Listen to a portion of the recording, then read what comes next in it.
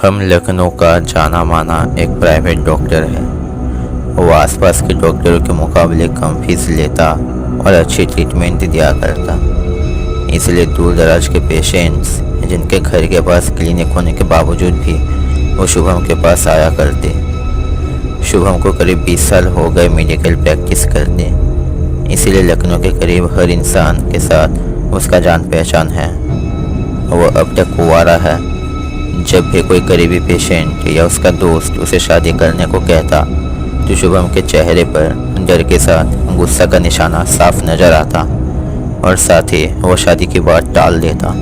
आज से करीब 22 साल पहले जब शुभम हाल ही में अपना मेडिकल की पढ़ाई ख़त्म किया था और कहाँ जाकर कैसे करके घर बसाएगा, इन सब कारण के लिए यहाँ वहाँ भटक रहा था। ऐसे ही एक दिन एक बस स्टॉप में वो जा खड़ा था।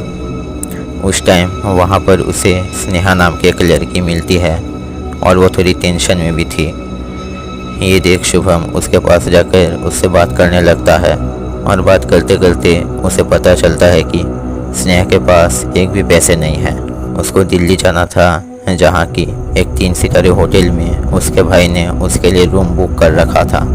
ये सुन शुभम भी कहता है कि उसे भी दिल्ली जाना है और जिसके चलते वो स्नेहा का भी बस फेयर दे देगा। दोनों बस में चढ़कर एक ही सीट में बैठते हैं। रास्ते में दोनों एक दूसरे के बारे में बहुत सारी बातें करते हैं। उतरने के बाद एक दूसरे को बाय कर अपने अपने रास्ते निकल पड़ते हैं। कुछ देर चलने के बाद शुभम नोटिस करता है कि उसके पास 2 बैग हैं, जबकि वो अपने साथ एक ही बैग लाया था। उसके पास स्नेहा का फ़ोन नंबर या होटल एड्रेस कुछ भी नहीं था। वो उस बैग को पुलिस स्टेशन देने जाने वाला था कि जब उसे लगता है कि कोई उसे बुला रहा है, और वो एक खुश मिजाज इंसान था। वो शुभम के साथ रेलवे स्टेशन में बैठ कई समय तक बात करता रहा। एक टाइम शुभम की नज़र उसके वॉच पर पड़ती है तो वो देखता है कि अब रात के 7:30 बज रहे हैं। वो सोचता है कि वो बैग वो अगले दिन पुलिस स्टेशन दे आएगा। रात को खाना खाकर वो सो जाता है। अब रात के करीब 1:30 बज रहे थे कि एक आवाज़ शुभम की नींद उड़ा देती है। थोड़ा ध्यान देने पर उसे पता चलता है कि वो आवाज़ स्नेहा के बैग से आ रही थी।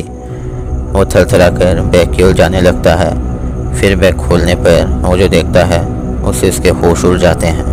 उस बैग में स्नेहा का कटा हुआ सर रखा हुआ था और एक चिट्ठी भी थी जिसमें लिखा हुआ था, शुभम, तुम अब तक जिस स्नेहा के साथ थे वो कोई और नहीं बल्कि मैं तुम्हारी बड़ी बहन अदिति हूँ। तुम्हारी जन्म के कुछ 2 साल बाद मुझे पढ़ने के लिए दिल्ली भेजा जाता है और यहाँ मेरा एक लड़का यश से प्यार हो जाता है। लेकिन जब हमारे घर वाले को ये सब बात पता लगता है तो वो लोग नाराज़ हो जाते हैं और इसी बीच मुझे पता लगता है कि यश शादीशुदा है और इसी बात पर मैं उससे रिश्ता तोड़ देना चाहती थी, लेकिन वो पागलों की तरह मेरे पीछे पड़ा हुआ था।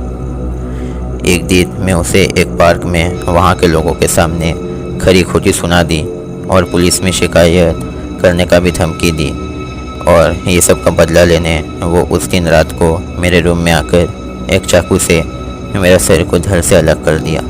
ये पढ़ते पढ़ते शुभम के आंखों से आंसू बहने लगते हैं और वो ठान लेता है कि वो अपने बहन को इंसाफ दिलवा कर ही रहेगा।